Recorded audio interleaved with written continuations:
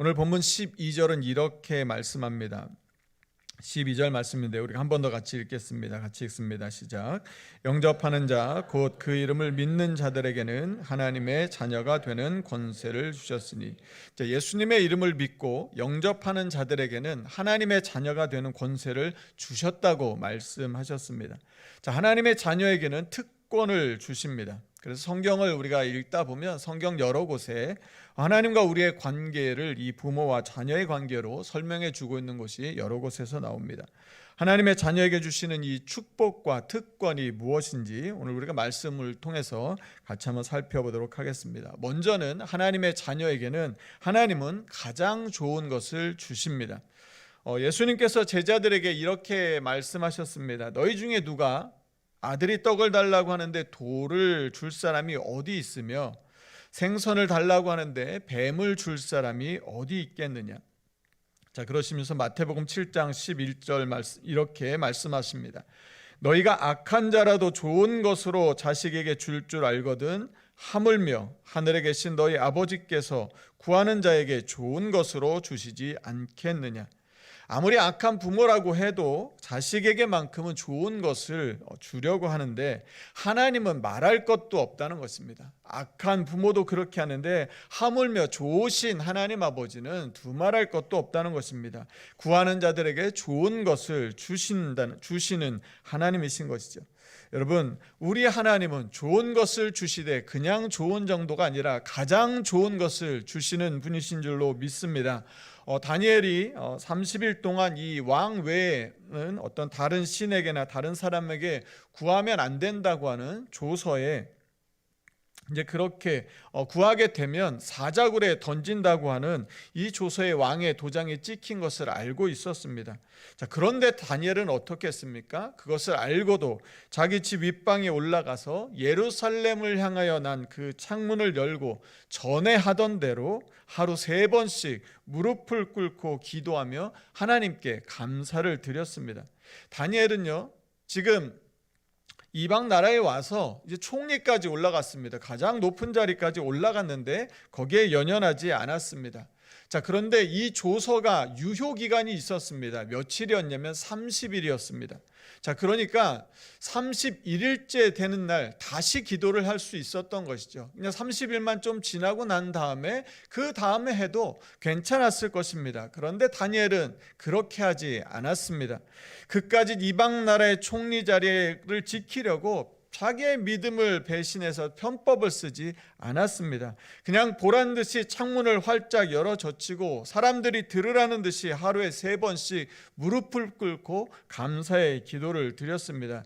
여러분, 그랬더니 결국 어떻게 되었습니까? 결국 사자굴에 던져지게 되었습니다.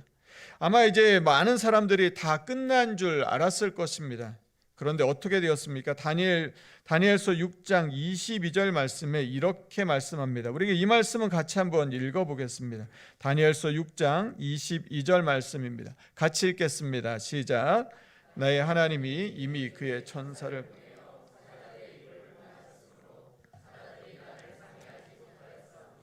이는 나의 무죄함이 그 앞에 명백함이 오며 또 왕이여 나는 왕에게도 해를 끼치지.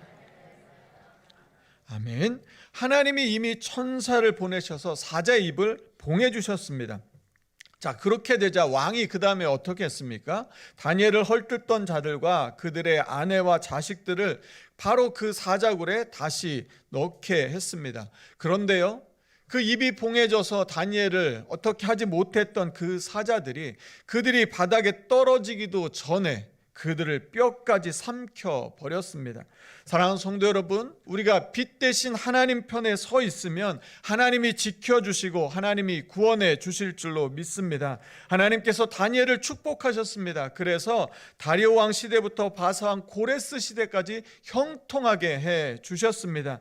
여러분, 우리의 삶에 어떤 두려움이 와도 그것을 두려워하고 물러서지 않고 내가 하나님의 빛 뜻대신 하나님의 편에 서 있는지를 우리는 늘 확인하고 우리가 그곳에 있는지를 볼 수 있기를 소망합니다. 내가 원하는 것, 내한테 유리한 것, 내가 좋아하는 것이 아니라 정말로 내가 하나님의 편에 서 있는지를 우리는 살피면 되는 것이죠.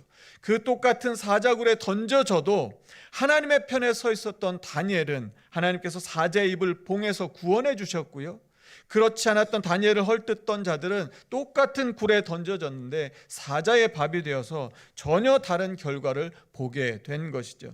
여러분, 사랑하는 성도 여러분, 하나님의 자녀는 하나님께서 책임져 주실 줄로 믿습니다.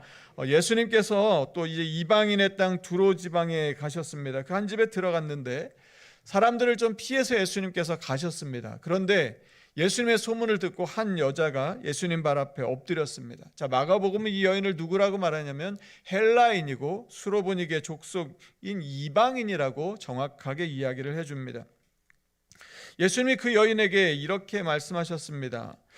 자녀로 먼저 배불리 먹게 할지니 자녀의 떡을 취하여 개들에게 던짐이 마땅치 아니하니라. 예수님이 이 말씀을 하셨어요. 그래서 여러분, 이 말씀에서 무엇을 구분하셨냐면 하나님의 자녀와 그렇지 않은 사람들에 대해서 정확하게 구분을 해 주셨습니다. 그러니까 하나님의 자녀에게 주신 특권, 축복이 있다는 것입니다. 그러면서 이 여인을 향해서 이 말씀을 하실 때에 이 자녀의 떡을 취하여 개들에게 던지는 게 마땅치 않다고 말씀하셨습니다. 여러분, 사람에게 개라는 말을 쓰면 이것은 욕입니다. 당시에는 이게 훨씬 더 큰 모욕적인 말로 들렸을 것입니다. 그런데 오늘 본문에서 우리는 더 큰 모성, 부모의 마음을 발견하게 됩니다. 그 어머니 된 이 여자가 이렇게 말합니다. 마가복음 7장 28절 말씀인데요, 우리가 이 말씀도 같이 한번 읽겠습니다. 같이 읽습니다. 시작. 여자가 대답하여 이르되 주여 옳소이다 하나. 자기 스스로를 개라고 말합니다. 맞습니다. 저는 개입니다. 여러분, 왜 이렇게 비참한 자리까지 스스로 내려가는 것입니까? 그녀에게는 귀신을 들린 딸이 있었습니다. 그러니까 그 딸을 좀 고치고 싶어서 고치기 위해서 자기의 모든 자존심도 다 내어버렸던 것이죠.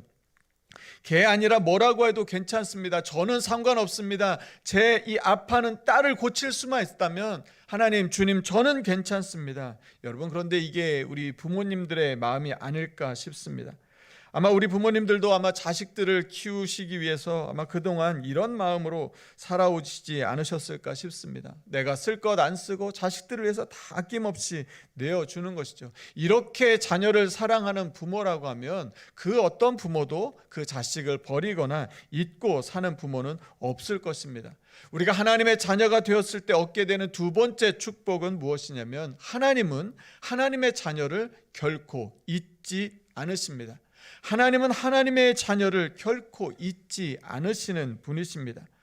구약성경 이사야서 49장 말씀을 보시면 하나님께서 이 불순종하고 멀리 떠난 이스라엘 백성들에게 끊임없이 오라고 말씀하셨습니다. 그런데 정작 이스라엘 백성들이 하나님께 뭐라고 말하냐면 여호와께서 나를 버리시고 주께서 나를 잊으셨습니다. 이렇게 말을 했습니다.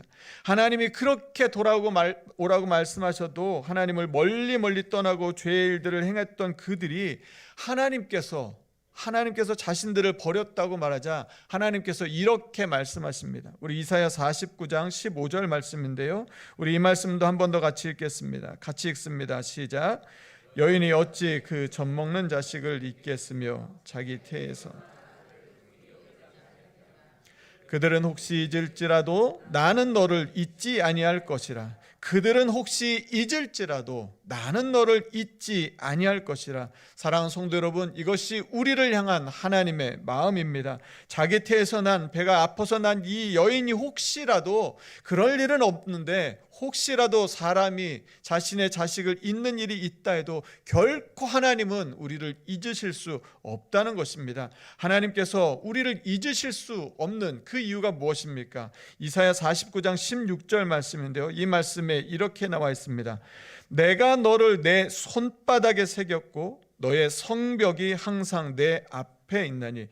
여러분, 혹시 예전에 이제 중요한 일들이 있으실 때 잊지 않기 위해서 이렇게 손에다 이렇게 볼펜 같은 걸로 적으셔서 계속 보시면서 혹시 그러신 적 없으셨습니까? 저는 이제 그런 적이 있습니다. 그런데 조금 지나면 어떻게 돼요? 이게 이제 지워지죠. 그래서 뭐 이제 비슷하게 남아있어서 이제 잘 기억이 안 날 때가 있는데, 여러분 오늘 하나님께서는 뭐라고 말씀하십니까? 하나님께서는 우리를 절대 잊지 않으시려고 손바닥에 이름을 새겨두신다는 것입니다. 절대 지워지지 않도록 이 손바닥에 우리의 이름을 새겨 주신다는 것이죠. 사랑하는 성도는 저를 한번 따라해 주시겠습니까? 하나님은 결코 잊지 않으십니다. 하나님은 나를 결코 잊지 않으십니다. 하나님은 우리에게서 눈을 떼실 수도 없으십니다. 우리를 떠나지도 않으시고 영원히 우리와 함께 하시는 것입니다. 여러분, 그래서 우리가 혼자 있는 그 시간에도 우리는 외롭지 않습니다. 하나님 우리를 고아와 같이 버려두지 않으십니다. 여러분, 덩그러니 방 안에 혼자 있어서 왠지 외로움이 밀려오는 것 같은 그때에도 하나님은 그때 우리와 함께 하고 계신 줄로 믿습니다. 아무것도 우리는 두려워하지 않을 그 이유가 어디에 있습니까? 하나님이 나와 함께 하시기 때문인 것이죠. 그래서 두려워하지 말라, 내가 너와 함께 함이노라고 하나님께서 우리 가운데 말씀해 주십니다. 시편 3편에서 이렇게 말합니다. 천만인이 나를 애워싸 진친다 하여도 나는 두려워하지 아니하리이다. 세상을 향해서 우리가 담대하게 나아갈 수 있는 것, 당당하게 맞설 수 있는 이유가 어디 있습니까? 하나님이 우리를 잊지 않으시고 하나님이 우리와 함께해 주시기 때문입니다. 여러분, 그런데 하나님이 우리와 함께 하시는 것을 우리가 어떻게 알 수 있습니까? 오늘 본문 말씀 9절 말씀을 보시면 예수님을 빛이라고 말씀하십니다. 9절 말씀 보시면 이렇습니다. 참빛 곧 세상에 와서 각 사람에게 비추는 빛이 있었나니. 요한복음 8장에 가시면 예수님은 나는 세상의 빛이라고도 말씀하십니다. 우리와 함께 하시는 그 주님이 우리의 빛으로 우리 가운데 오셔서 우리의 삶을 인도해 주십니다. 밝게 비춰주시는 그 길을 걸어가서 늘 하나님 편에서 살 수 있도록 우리의 삶을 조명해 주십니다. 그래서 에베소서 말씀을 보시면 우리를 주 안에 있는 빛이며 빛의 자녀라고 말씀합니다. 그래서 우리가 이 어그러지고 거스르는 이 세대 가운데서 하나님의 흠없는 하나님의 자녀로 세상의 빛들로 살아가도록 우리와 함께해 주십니다. 그 일제 강점기 때 신사참배를 많이 강요했지 않았습니까? 그런데 그때 그들이 신사참배를 강요하면서 이것에 대해서 이렇게 설명했습니다. 뭐라고 말했냐면요, 국가 종교로서의 신도는 국민 의례 같은 거니까 기독교인들도 종교와 상관없이 해도 된다고 말했습니다. 그러니까 굉장히 교묘한 말로 하는 것이죠. 그럴듯하게 이렇게 생각하면 이럴 수 있는 그런 말로 말하는 것입니다. 어둠이 아닌 것처럼 말을 했던 것이죠. 이건 그냥 단지 국민 의례이니까, 이건 종교가 아니다, 이건 그냥 국민 의례이니까 누구나 해도 괜찮다, 이렇게 말을 한 것입니다. 그러나 이것은 명백한 우상 숭배라고 판단했기 때문에 이 일본의 이 탄압을 받는 길로 그리스도를 믿는, 예수님을 믿는 사람들은 그 길을 걸어갔던 것이죠. 그게 빛이라고 믿었기 때문에, 예수님을 섬기는 것이 빛이라고 알았기 때문에, 그렇게 배웠기 때문에 탄압받고 고난받는 그 길이 아니라 바로 예수님만을 우리의 주님으로 섬기는 그 길을 걸어갔던 것이죠. 그래서 이 일로 인해서 이 기독교 정신으로 세워진 학교들이 다 폐쇄되게 되었습니다. 그래도 폐쇄가 되어도 그것보다 더 중요한 것이 참된 믿음을 가르치는 것인 줄로 믿었기 때문에, 그렇게 알았기 때문에 그냥 기꺼이 그 길을 걸어갔던 것이죠. 타협하지 않았습니다. 믿음의 길을 걸어갔습니다. 하나님이 우리와 함께 하셔서 빛으로 걸어갈 수 있도록 인도해 주신 것입니다. 세 번째, 하나님의 자녀에게 주시는 축복과 특권은 무엇이냐면, 우리가 하나님의 자녀는 곧 하나님의 상속자라고 우리 성경이 말씀합니다. 로마서 8장 말씀을 보시면 성령이 친히 우리의 영과 더불어 우리가 하나님의 자녀인 것을 증언하시나니. 로마서 8장 17절 말씀은 우리가 같이 한번 읽겠습니다. 17절 말씀 같이 읽습니다. 시작. 자녀이면 또한 상속자 곧 하나님의 상속자요.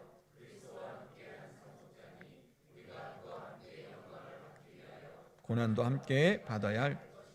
성령님께서 우리가 하나님의 자녀인 것을 보증해 주셨습니다. 그러면서 하나님의 자녀는 곧 상속자라는 것이죠. 하나님의 상속자. 그리고 또 양자인 우리는 그리스도와 함께한 공동 상속자가 되었다고 말씀하고 있습니다. 하나님께 그 모든 것을 우리에게 주신다는 말씀입니다. 로마서 8장 17절에 나오는 이 그리스도는 기름 부음을 받은 왕을 뜻한다고 학자들은 말은 합니다. 자, 그러니까 하나님의 상속자이면서 그리스도와 함께한 상속자는 이 왕과 같은 신분을 갖게 된다는 것입니다. 그러니까 만왕의 왕이신 하나님의 그 모든 것을 그대로 물려받는 왕과 같은 그 신분이 바로 하나님의 상속자이고 하나님의 자녀라고 하는 것이죠. 여러분, 그런데 우리가 이것을 모르면, 우리가 누구인지를 모르게 되면 우리는 어떻게 살아가게 됩니까?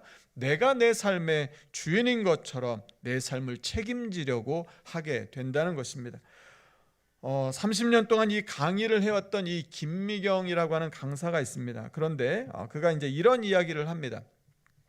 아마 여러분도 유튜브나 이런 강의를 많이 들어보셨을 텐데요. 30년 동안 강의를 해왔기 때문에 강사의 길에서 아주 승승장구했습니다. 그런데 어려움이 찾아왔습니다. 그게 언제였냐면 코로나 때였습니다. 코로나 때. 코로나가 딱 터지게 되자 모든 강의가 다 취소되었다고 합니다. 그래서 6개월 동안 강사료가 0원이었다고 합니다. 그러니까 이제 너무 난감한 것이죠. 그동안에 너무너무 잘 돼서 아무 걱정이 없이 살아갔는데 코로나가 터지면서 이게 아무것도, 사람들이 모일 수 없으니까 할 수가 없었던 것입니다. 자, 그렇게 해서 이제 어떻게 할까 이제 고민하다가 이제 오프라인이 안 되니까, 사람들을 대면할 수 없으니까 온라인으로 방향을 이제 바꿨습니다. 그랬는데 놀라운 일이 생겼습니다. 직원이 100명까지 늘어나게 되었다고 하는 것입니다. 그러면서 이렇게 말합니다. 자기가 태어나서 그때 돈을 가장 많이 벌어봤다는 것입니다. 자, 이렇게 해서 이제 계속해서 이 어려움도 이겨나가고 계속 이제 성공의 가도를 달리게 되었는데 어느 날 혈압의 수치가 거의 190에 가까이 이르게 되었답니다. 189까지 올라가고 체중이 막 불어나면서 건강에 빨간불이 켜졌다는 것입니다. 돈을 벌기 위해서 건강도 가족도 다 뒤로 하고 미친 듯이 살아왔는데 지금 이제 자신의 모습을 이제 보게 된 것입니다. 정말로 열심히 끝까지 간다고 갔는데 그 끝에 아무것도 없다는 것을 발견하게 되었습니다. 끝까지 다 가보고 할 만큼 다 했는데 몸은 망가질 대로 망가졌습니다.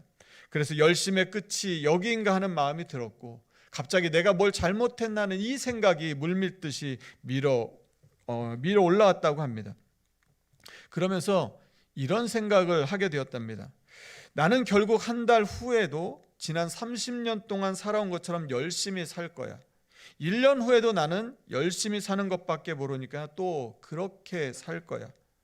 그러면서 아니, 어차피 오늘을 복사해서 열심히 살 거면 뭐하러 계속해서 살지?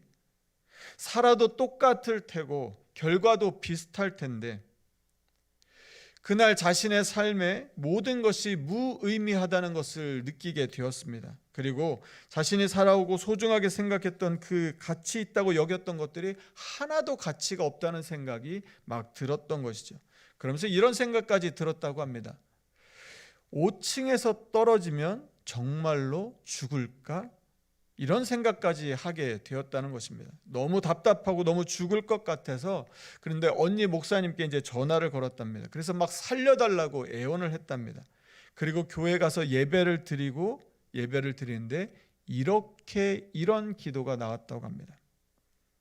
하나님 딸이 돌아왔어요. 그런데 이렇게 기도하는 순간 나는 하나님의 자녀입니다 라고 하는 고백이 나오면서 하나님의 자녀라고 하는 것이 막 깨달아지더라는 것입니다. 그러면서 두 눈에서 막 눈물이 하염없이 터져 나오던 것이죠. 그동안 내가 나를 낳아준 육신의 부모의 딸인 줄만 알았는데 내가 하나님의 자녀라고 하는 것이 믿어지더라는 것이죠. 그래서 그동안 내가 내 삶의 주인인 줄 알고 내가 열심히 살아가면 되는 줄 알고 살아왔는데, 그래서 회사 직원들도 내가 책임져야 하고 나는 계속해서 성공해야 한다고 하는 이 무거운 삶의 짐을 지고서 혼자 열심히 살아왔는데 내가 하나님의 딸이었구나, 내가 하나님의 자녀였구나 하는 이것을 깨닫게 되니까 삶이 완전히 바뀌어 버리더라는 것이죠. 가장 먼저 바뀐 게 무엇이냐면 삶의 주인이 바뀌었다고 합니다. 이제는 더 이상 내가 내 삶의 주인이 아니라 하나님이 내 삶의 주인이 되셨다는 것을 알게 되었습니다. 그래서 내가 책임지는 인생이 아니라 하나님이 나를 책임져 주실 것이라는 그 믿음이 그 마음 가운데 일어났던 것이죠. 그리고 그동안 내가 왜 사는지 삶의 목적이 있었는데 그 목적이 아니라 이제는 내가 진짜 무엇을 위해 살아야 하는지 삶의 목적을 발견하게 되고 내가 하나님의 자녀라고는 이 신분을 깨닫게 되면서 삶의 모든 것이 다 바뀌어 버렸다고 합니다. 그리고 지금 일하는 것도 이것도 내가 혼자 일하는 게 아니라 하나님이 나의 공동 창업자가 되어주셨구나, 하나님이 나와 함께 하시는구나, 이것을 깨닫게 되니까 마음과 삶의 모든 무거운 짐들이 다 벗겨지는 그런 은혜를 누리게 되었다고 하는 것이죠. 그런데요, 이분이 내가 하나님의 자녀라고 하는 것을 깨달았던 그 나이가 몇 세였냐면 59세였다고 합니다. 그러니까 20대부터 열심히 강사로 살아왔는데 그 30년이 지나서야 60이 다 되어서야 내가 하나님의 자녀구나 하는 것을 깨닫게 되었다고 하는 것이죠. 사랑하는 성도 여러분, 우리의 삶의 주인은 내가 아니라 하나님이신 줄로 믿습니다. 우리는 하나님의 자녀이고 하나님의 상속자입니다. 하나님의 자녀가 될 때 하나님께서 우리의 모든 것들을 책임져 주시고 하나님의 그 좋은 모든 것들을 우리에게 넘치도록 부어 주시는 것입니다. 여러분, 그런데 이 모든 축복과 권세를 누구에게 주셨습니까? 바로 하나님의 자녀에게 주셨습니다. 오늘 본문 12절 말씀을 제가 다시 한번 읽어드리겠습니다.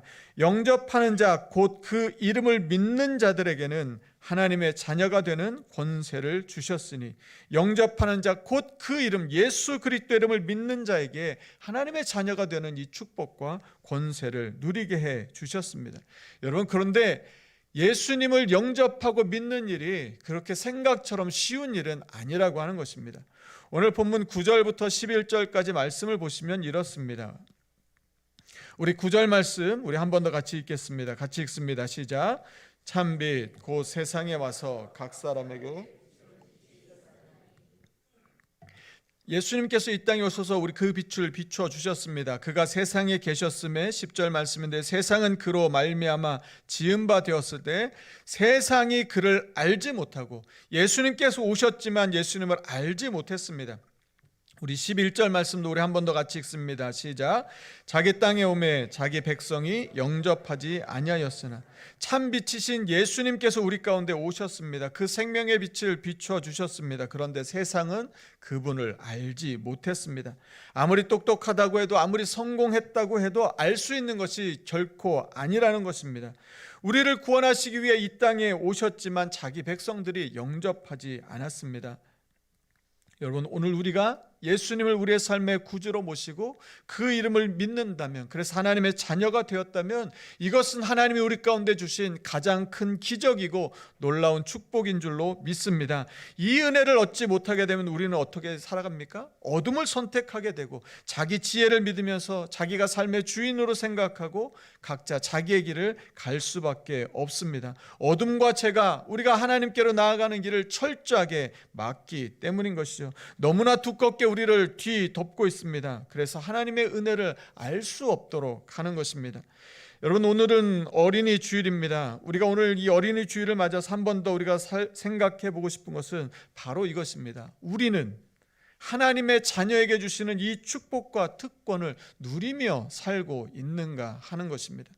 하나님이 내 삶의 주인이 되어주셔서 가장 좋은 것을 주신다고 말씀하시는데 우리가 매일 그 은혜를 누리며 살고 있는가 하는 것이죠. 하나님이 나를 잊지 않으시고 나와 함께 하신다고 말씀하시는데 하나님이 나와 함께 하시는 것을 우리가 매일매일의 삶 속에서 느끼고 고백하며 살고 있냐고 하는 것입니다. 우리가 불렀던 찬송가처럼 내가 연약할수록 더욱 귀히 여기시고 우리들은 약하나 예수 권세 많도다. 할렐루야 찬양하세. 내 모든 죄 사함 받고 주 예수와 동행하니 그 어디나 하늘나라라고 하는 이 찬송이 우리의 삶 가운데 우리의 입에서 흘러 넘치고 있는가 하는 것입니다. 하나님의 상속자로 살아가는 삶이 아니라 내가 주인 되어 살아가다가 힘들고 지쳐 낭망하고 넘어져서 우울감과 죽음의 고통을 느끼며 살아가고 있는 것이 혹시 우리의 삶은 아닌가 하는 것이죠. 사랑하는 성도 여러분, 우리는 하나님의 자녀입니다. 우리가 하나님의 자녀로서 그 축복과 권세를 누리며 살아가게 될 때 우리는 우리의 삶으로 우리의 자녀들에게 하나님의 그 축복과 권세를 보여줄 수 있게 될 것입니다. 우리가 우리의 자녀에게 줄 수 있는 가장 큰 선물, 가장 큰 축복은 무엇입니까? 그들이 바로 예수님을 믿고 영접하여 하나님의 자녀로 살아가게 해주는 것, 바로 그것일 것입니다. 오늘 2부 예배에는 유아 세례가 있습니다. 유아 세례를 할 때 이제 문답을 하게 됩니다. 자, 문답의 내용이 무엇이냐면 이런 내용이 있습니다. 자녀는 나의 소유가 아님을 인정하고 하나님을 대리하여 또한 하나님의 도움에 의지하여 자녀 스스로 예수를 구주로 믿고 고백할 때까지 신앙으로 양육할 것을 약속합니까? 자녀를 위해 그리고 자녀와 함께 기도하겠습니까? 자녀와 함께 성경을 읽고 성경으로부터 배우겠습니까? 자녀에게 경건한 삶을 통해 본을 보이는 부모가 되도록 애쓰겠습니까? 여러분, 우리가 우리의 자녀에게 줄 수 있는 가장 큰 축복, 가장 큰 선물이 무엇입니까? 오늘 혹시 댁에 가시면 여러분의 자녀들에게 꼭 이렇게 말씀해 주시면 좋겠습니다. 너는 하나님의 자녀란다.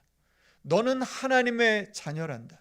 그래서 우리의 자녀들이 이 땅을 살아갈 때 다른 것이 아니라 내가 하나님의 자녀이구나, 하나님이 내 인생을 책임져 주시겠구나 하는 이 확신을 가지고 나에게 가장 좋은 것을 주시고 나를 잊지 않고 나와 함께 하시고 나를 하나님의 상속자로 삼으셔서 모든 것을 주실 그 하나님을 믿고 그 은혜 가운데 살아가는 복된 어린이 주일 이 한 주간이 되시기를 간절히 축복합니다. 아멘. 이 시간 우리 같이 함께 찬양하겠습니다. 힘들고 지쳐 낭망하고 넘어져 일어날 힘 전혀 없을 때에 조용히 다가와 손잡아 주시며 나에게 말씀하시네. 나에게 실망하며 내 자신 연약해 고통 속에 눈물 흘릴 때에 못자국 난 그 손길 눈물 닦아 주시며 나에게 말씀하시네. 너는 내 아들이라 오늘날 내가 너를 낳았도다. 너는 내 아들이라 나의 사랑하는 내 아들이라. 우리를 하나님의 자녀 삼으시고 우리에게 좋은 것을 주시고 우리와 함께 하시고 하나님의 그 모든 것을 우리에게 우리를 상속자 삼으셔서 주시는 그 하나님의 은혜, 하나님 이 땅을 살아갈 때 하나님의 자녀로 살아가겠습니다. 우리 그렇게 믿음으로 고백하며 다 함께 자리에서 일어나셔서 우리 결단의 찬양으로 찬양하며 나아가겠습니다.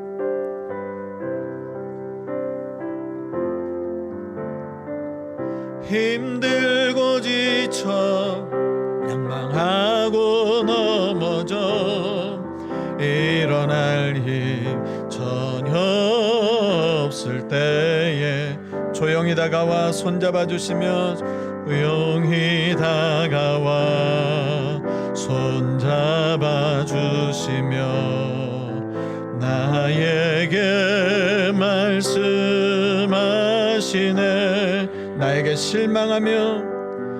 나에게 실망하며 내 자신 연약해 고통 속에 눈물 흘릴 때에 못자국 난 그 손길 자국 난 그 손길 눈물 닦아주시며 나에게 말씀하시네. 너는 내 아들이라 너는 내 아들이라 오늘날 내가 너를 낳았도다. 오늘날 내가 너를 낳았도다. 너는 내 아들이라 나의 사랑하는 내 아들이라. 우리 처음부터 다시 찬양하며 힘들고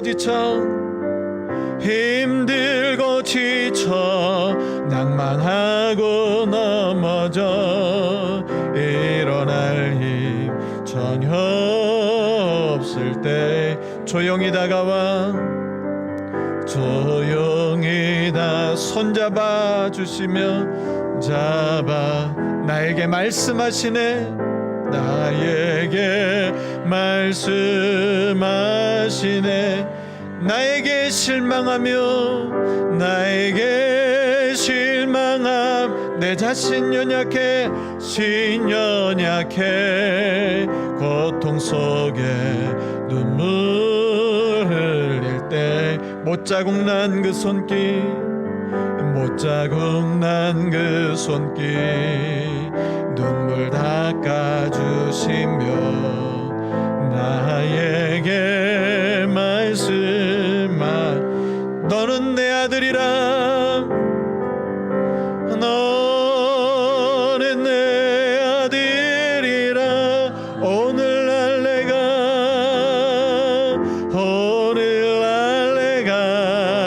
너를 낳도다. 너는 내 아들이라 나의 사랑하는 내. 너는 나의 딸이라 너는 나의 딸이라 오늘날 내가 너를 낳도다. 오늘날 내가 너를 낳도다. 너는 나의 딸이라 나의 딸이라 나의 사랑하는 내 아들. 힘들고 언제나 변함없이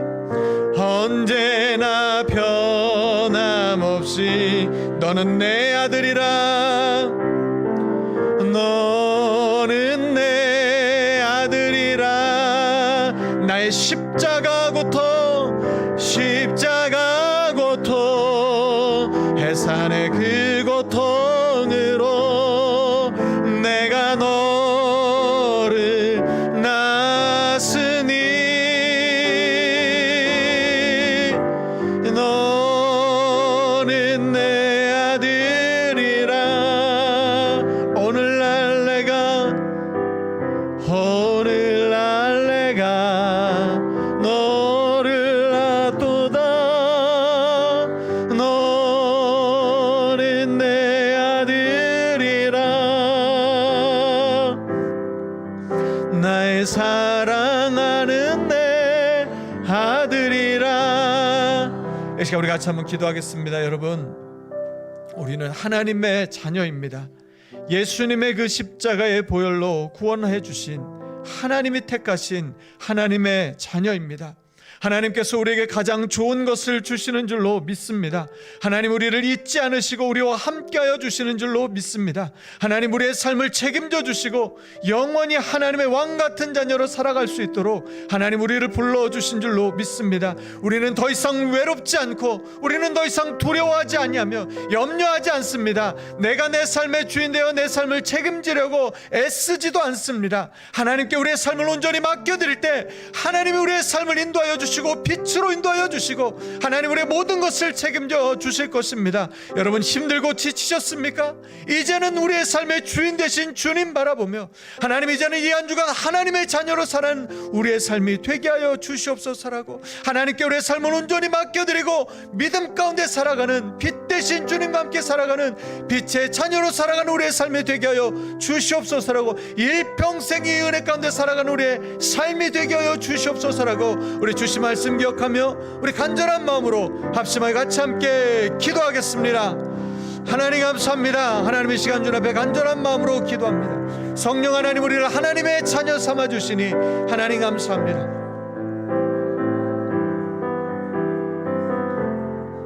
하나님, 내 인생 내가 책임지는 내 삶의 주인 된 나의 삶이 아니라 하나님이 나의 삶의 주인 되어 주셔서 하나님 열심히 살았지만, 열심히 달려왔지만, 하나님 성공을 이룬 것 같지만, 내가 원하는 데 다 얻은 것 같지만, 하나님 내 삶에 내가 주인 되었을 때 그 허전함과 하나님 그 허무함과 그 무가치함 때문에 지나온 모든 세월이 그저 흘러보냈던 세월 되는 것처럼 하나님, 오늘 내 삶의 주님이 하나님 되신 것을 내가 믿고 내가 깨닫고 하나님 그 은혜 가운데 새롭게 태어나 살아가는 우리의 삶이 되게 하여 하여 주시옵소서. 나는 하나님의 자녀입니다. 하나님 가장 좋은 것을 주시는 하나님의 자녀입니다. 결코 나를 잊지 않으시고 하나님 나를 손바닥에 내 이름을 새겨주시며 나와 함께 하시고 내가 너를 사랑하노라 말씀하여 주시는 하나님의 자녀입니다. 하나님의 상속자입니다. 하나님이 책임져 주시고 하나님의 그 좋은 것을 다 아낌없이 부어주시는 하나님의 자녀입니다. 하나님이 이 은혜를, 이 권세를, 이 축복을 누리며 살게 하여 주시고 하나님 우리의 삶 가운데 이 은혜를 누리게 하여 주셔서 하나님 우리의 자녀들 앞에 하나님의 자녀의 삶의 복을 하나님 보여주고 하나님 그 삶을 살게 할 수 있는 우리의 삶이 되게 하여 주시옵소서. 하나님 다른 것이 자녀를 위한 축복이 아니라 하나님 우리가 해줄 수 있는 가장 좋은 것들이 아니라 바로 너는 하나님의 자녀라는 이 놀라운 은혜, 이 놀라운 특권, 이 놀라운 하나님의 축복을 전해주는 우리의 삶이 되게 하여 주셔서 하나님 일평생 우리의 자녀들이 하나님의 자녀로 살아가는 그 놀라운 은혜 복을 누리며 살아가는 우리 모두의 삶이 되게 하여 주시옵소서. 오늘 이 한준도 하나님이 그 은혜 가운데 살아가는 우리의 모두의 삶이 되게 하여 주시옵소서. 하나님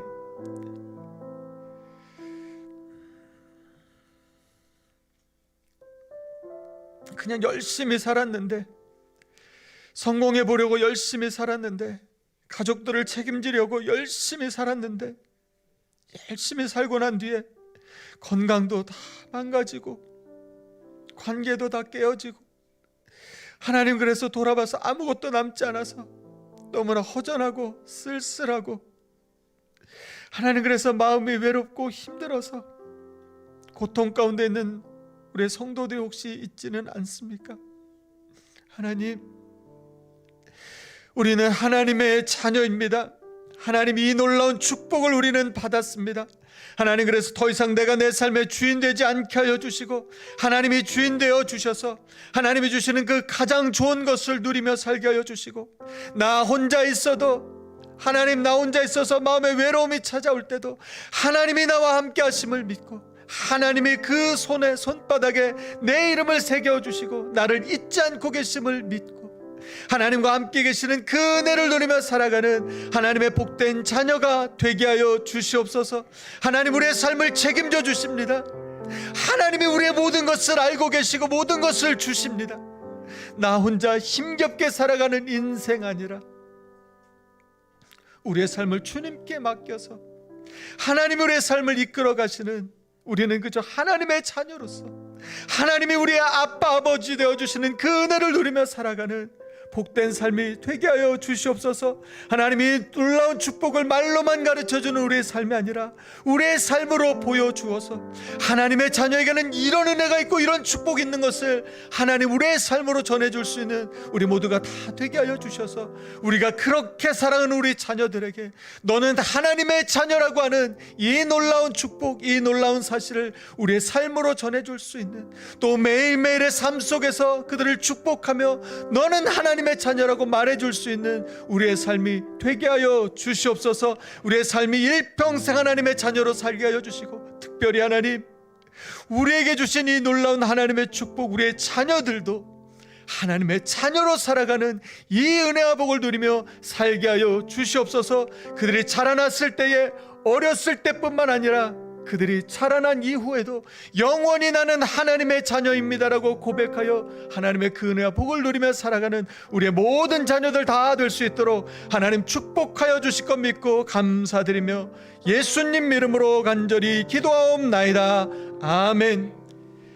이제는 우리 주 예수 그리스도의 은혜와 하나님의 사랑과 성령의 교통하심이 하나님의 자녀에게 주시는 가장 좋은 것을 주시고 우리를 결코 잊지 않으시고 그 어느 순간에도 우리와 함께 하시고 우리의 모든 삶을 책임져 주시는 하나님의 자녀된 이 축복을 누리며 살아가기를 다짐하는 오늘 예배한 우리 모든 성도들 위해, 그들의 가정과 일터 위해, 특별히 사랑하는 자녀들 위해, 이 땅 대한민국 위해 이제로부터 영원까지 함께 하시기를 간절히 축원하옵나이다. 아멘.